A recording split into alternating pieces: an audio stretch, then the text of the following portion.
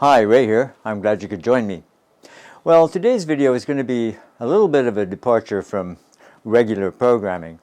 And that's because for many people in large areas of British Columbia, life is anything but regular today. Today we have a beautiful sunny day and it's really warm. I actually don't even need the sweater that I thought I was going to need. But that's very different from what we've been experiencing for the last few days. We got hit by what is being called an atmospheric river, weather bomb, whatever you want to call it. It was an effing lot of rain, horrendous winds, and the disaster that's unfolding across British Columbia really can't be described from here. We're actually pretty lucky, I would say, here, even though we live right on a river. We're quite a ways above it. Anyway, let's just roll into what I recorded over the last couple of days, which may give you a better idea of what we've been through. Hi, Ray here, your intrepid weather reporter on the banks of the swollen Sooke River. Man, it's just crazy. It's been raining pretty much non-stop for a couple of days here, and last night was just pounding. And so the river is, as you can see, really swollen. Further down where little Demamiel Creek comes into the river, the road is almost flooded, and we're right now at high tide as well. The ocean's just that away a little bit, and so it's really backing up. Who knows if we'll be able to get home?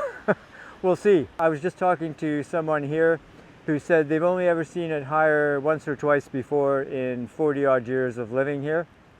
We're newcomers, so certainly it's the highest we've ever seen it. 2 years ago there was a, as they call them these days, significant rain event, and 3 young men were washed away.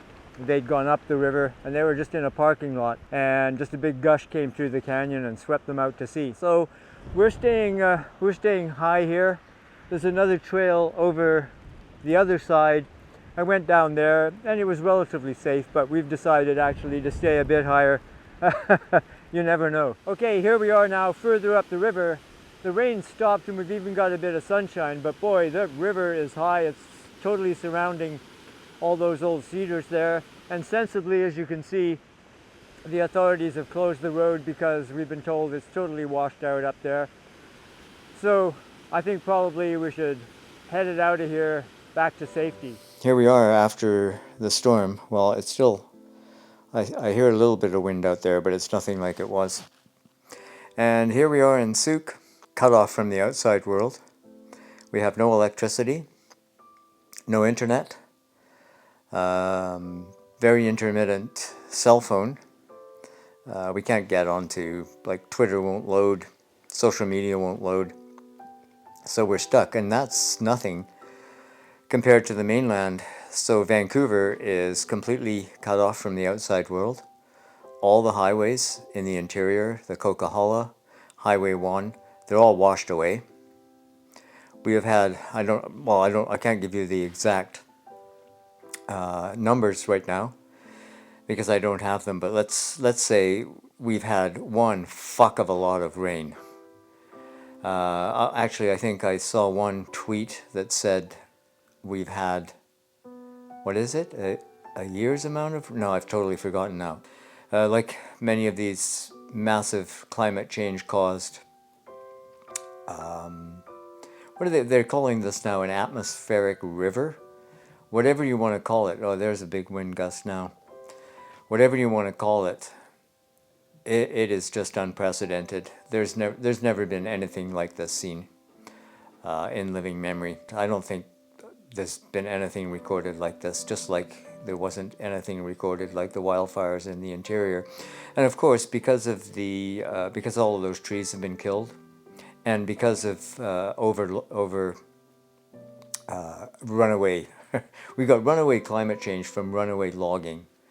That's no doubt contributed to some of these massive washouts. In fact, again, one tweet that I was able to get to load was showing this massive washout on Highway 1, somewhere in the Fraser Canyon, where the highway is gone for, like, it was from the air.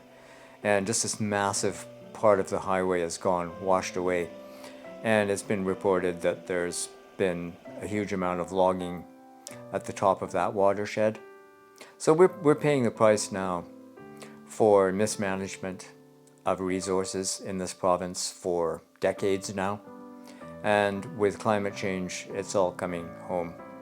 Wow, it's really hard to get your head around the scale of this disaster. There are people that are stranded between mudslides and rock slides on highways, and oh, we have electricity. We have electricity. That's good. Maybe we can get some news now. Well, kudos to whatever crews are out there in this mess, because I don't think I mentioned that the Sooke Road is also cut off. It's washed away further, so we're stuck in Sooke. We're cut off from Sooke. Sooke is cut off from because we're on the southern tip of the island here. And no doubt north here along the west coast is probably just crazy. Wow, yeah, this is historic, and historic in a way that you don't want history made. It's going to be interesting the days ahead, because obviously the highways to the interior, to the rest of British Columbia, this is going to take, from what we can see from pictures, and we'll get a better idea now by tuning into the news. What we've seen so far, I can't imagine that these highways are going to be restored in anything less than months. Wow. So all in all, right here where I am on the southern tip of Vancouver Island, even though the road, we're cut off from the rest of Vancouver Island, and as I said, large parts of, well, the whole of the Lower Mainland of British Columbia, including Vancouver, is cut off from the rest of the province. Roads are closed everywhere, and the reports are rolling in as I speak.